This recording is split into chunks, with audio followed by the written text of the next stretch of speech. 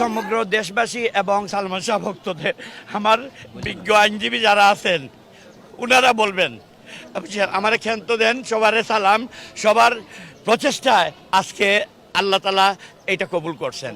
30 বছর যারা এই যে বনোজ কুমার, যে পিবিআই আবু আব্দুল্লাহ রাষ্ট্র আমার বিপক্ষে গিয়েছিল কেন, আমি সেটা জানতে চাই। তাদের বিরুদ্ধে আমি এখন বিচার চাইবো। সামিরা হক এবং আজিজ মোহাম্মদ ভাই 2 নম্বর আসামি, ডন সহ অন্যান্য যারা আসামি আছেন তাদের প্রতি ব্যবস্থা নেওয়ার জন্য আদালত এক নির্দেশনা দিয়েছেন। আলহামদুলিল্লাহ, ন্যায় বিচার তো আমি পাবোই, কারণ সত্য সেটা সত্য। এই জন্য আল্লাহু আকবার বললাম।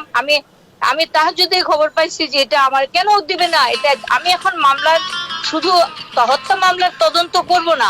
30 বছর যারা এই যে বনোজ কুমার, যে পিবিআই আবু আব্দুল্লাহ রাষ্ট্র আমার বিপক্ষে গিয়েছিল কেন, আমি সেটা জানতে চাই। তাদের বিরুদ্ধে আমি এখন বিচার চাইবো।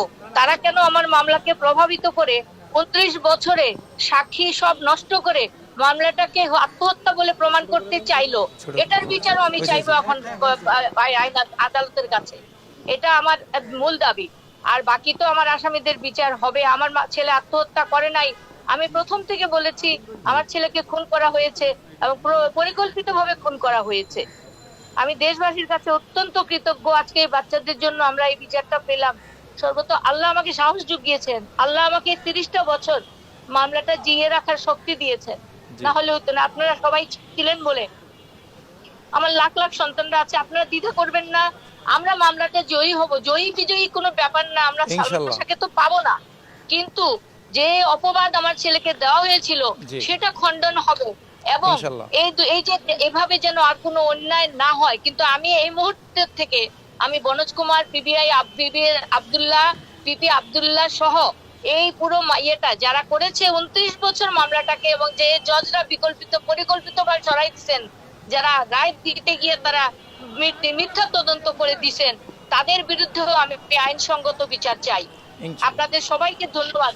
দেশবাসীর কাছে আমি কৃতজ্ঞ, আমৃত্যু কৃতজ্ঞ থাকবো। আপনাদের কিন্তু এখন আমাকে সহযোগিতা করার দরকার হবে। আপনারা সঙ্গে থাকবেন।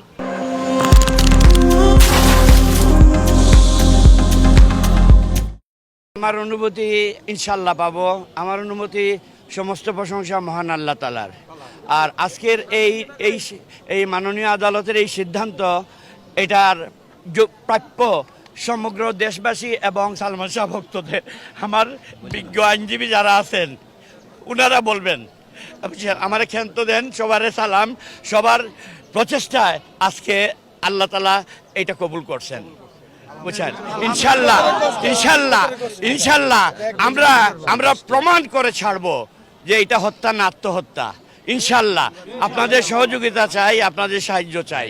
ইনশাল্লাহ ইনশাল্লাহ। এবং আজকের এই রায়ের জন্য আমরা সন্তুষ্ট।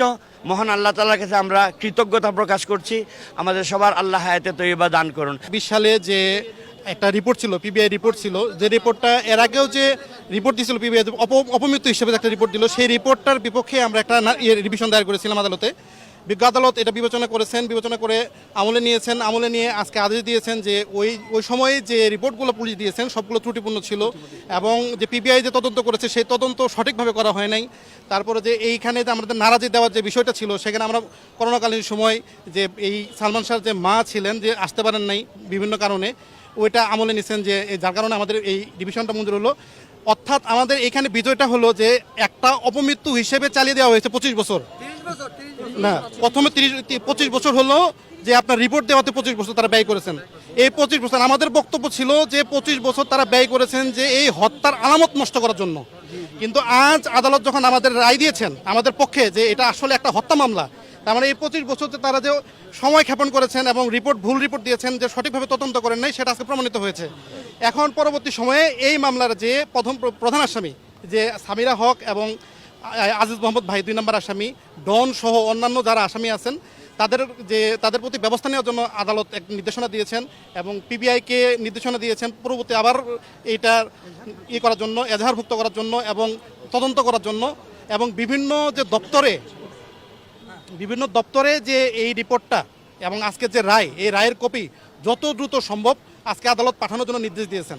তার মানে আমরা এখন আশাবাদী যে এই যে 25 বছর কিংবা 30 বছর আমরা যে অপেক্ষা করলাম, এই কাল ক্ষেপণ হলো, এখন এটা শেষ হয়ে যাবে। এখন আমরা সঠিক বিচার পাবো এবং সঠিক তদন্ত হবে।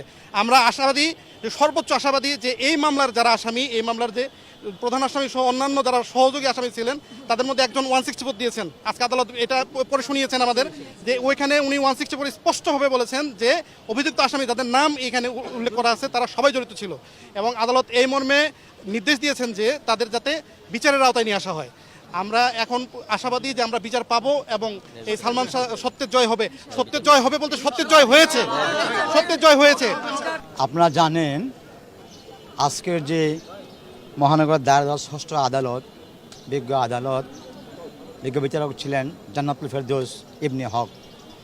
বিজ্ঞ আদালত বাংলাদেশের সিনেমা প্রেমী মানুষের স্বপ্নের নায়ক ছিলেন সালমান শাহ। অত্যন্ত জনপ্রিয় হিসাবে বাংলাদেশের মানুষের কাছে গ্রহণযোগ্য ব্যক্তি পরিচিত হয়েছিলেন। 1996 সালে 24/7/1996 এই সালমান শাহকে হত্যা করা হয়। দীর্ঘ 30 বছর লেগেছে বিজ্ঞ আদালতের কাঠ বারান্দায় সহ সমস্ত জায়গায় এই তার ভক্ত আর তার পরিবারের একটা রায়ের আবেদন পেতে। বিজ্ঞ আদালত তার ফাইন্ডিংসে রিভিশনে বলেছেন, 185/2022 রিভিশনে বলেছেন যে এই যে একটা মামলা, হত্যা মামলা ছিল, এই হত্যা মামলা যারা জড়িত ছিল, যারা তার কাছে ছিল, ইভেন হত্যা হওয়ার পর তার যে স্ত্রী, তার যে মুখ্য দায়িত্ব ছিল সে দায়িত্ব পালন করে নাই। এবং হত্যা মামলা হওয়ার পর এই যে সালমান শাহর পিতা কমরুদ্দিন চৌধুরী, উনি থানায় একটা ইউডি মামলা, অপমৃত্যু মামলা করেছিলেন এই মামলা তদন্ত করার জন্য। সে থানা সেই মামলাটাকে গুরুত্ব দেয়নি, এবং সেই মামলার আলোকে এই মামলাটিকে পিবিআই, পুলিশ ব্যুরো অফ ইনভেস্টিগেশনকে তদন্ত দিয়েছিলেন। সেই ব্যুরো সে দায়িত্ব সঠিক পালন করে নাই।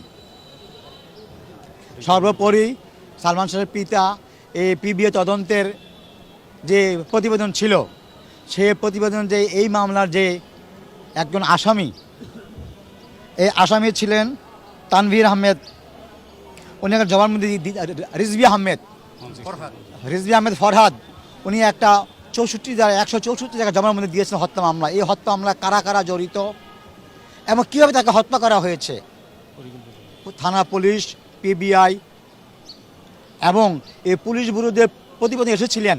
সালমান শাহর মা নীলা চৌধুরী এই মামলায় বলেছিলেন যে পিবিআই যে প্রতিবেদন দিয়েছে, মনগড়া প্রতিবেদন দিয়েছে, আসামিদেরকে এই মামলা থেকে অন্যদিকে ডাইভার্ট করার জন্য প্রতিবেদন এই মামলাটাকে নেওয়ার জন্য বলেছিলেন। কিন্তু আদালত, বিজ্ঞ আদালতও তাদের সেই আবেদন গ্রহণ করে নাই এবং নারাজি থেকে গ্রহণ করেন নাই। আমরা মনে করি এই মামলাটা দীর্ঘ 30 বছর লেগেছে এই সালমান শাহ হত্যা মামলার, এই মামলাটাকে হত্যা মামলা হিসেবে থানাতে নেওয়ার জন্য। আজকে যে বিজ্ঞ আদালত দৃঢ়তার সাথে, অত্যন্ত বিচক্ষণতার সাথে এই হত্যা মামলাটাকে যে সঠিক তদন্ত করার জন্য, এই মামলাটাকে হত্যা মামলা হিসেবে নেওয়ার জন্য ক্যান্টনমেন্ট থানাকে নির্দেশ দিয়েছে, রমনা থানাকে নির্দেশ দিয়েছেন। এবং এও বলেছেন যে জনক রিজভি আহমেদ ফরহাদ যে 164 দ্বারা জবানবন্দি দিয়েছেন, সেই তার বক্তব্যটাকেও এই মামলার এজাহারে গণ্য করার জন্য নির্দেশ দিয়েছেন। এবং বলেছেন এই মামলাটাকে তদন্ত সংস্থা, থানা, পুলিশ, বিএন, আমাদের যে তৎকালীন যে বিজ্ঞ নিম্ন আদালত ম্যাজিস্ট্রেট ছিলেন, আদালতেরও সঠিক ভূমিকা ছিল না বলে তার ফাইন্ডিংসে বলেছেন। সর্বোপরি এই সালমান শাহ হত্যা মামলা আয়োজিত মামলা এজাহার হিসেবে গণ্য করার জন্য, হত্যা মামলা হিসেবে গণ্য করার জন্য 30 বছর পর একটা সুন্দর রায় হয়েছে বলে আমরা মনে করি। আমরা বিজ্ঞ আদালত বলেছেন, আমরা রাষ্ট্রপক্ষ আমরা বলবো এই মামলাটা রায় এবং রায়ের কপি যত দ্রুত সম্ভব সংশ্লিষ্ট দপ্তরে পৌঁছানোর জন্য আমাদের পক্ষ থেকে আমরা আদালতকে বলেছি। বিজ্ঞ আদালত বলেছেন অতি দ্রুত সংশ্লিষ্ট দপ্তরগুলোতে এই মামলার কপি দেওয়ার জন্য এবং দ্রুত হত্যা মামলা হিসেবে এই মামলাটাকে গ্রহণ করার জন্য বলেছেন।